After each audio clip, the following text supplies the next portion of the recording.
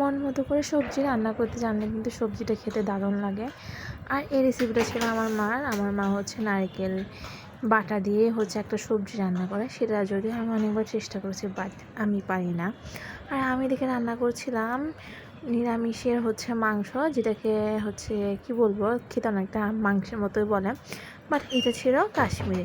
তো অনেকেই কিন্তু জানো কাশ্মীরিটা কীভাবে প্রিপেয়ার করতে হয়, যদি কারো লাগে আমাকে অবশ্যই জানিও।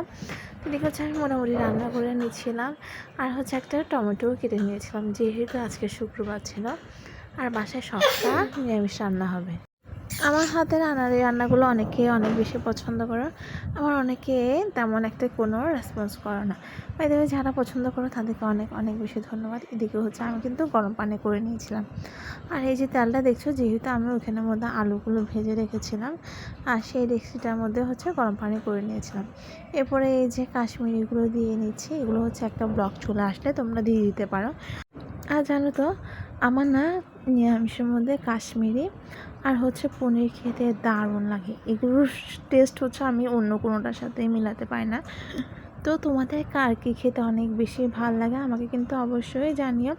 আর এদিকে দেখো, তোমাদের সাথে কথা বলতে বলতে যে নারকেলের দুধ দিয়ে রান্না করছিলাম সবজিও, ওইটাও রান্না হয়ে গেছে। যদিও মা পুরো রান্নাটাই করে দিয়েছে, আমি শুধু লাস্টের দিকেই নামিয়ে নিয়েছিলাম।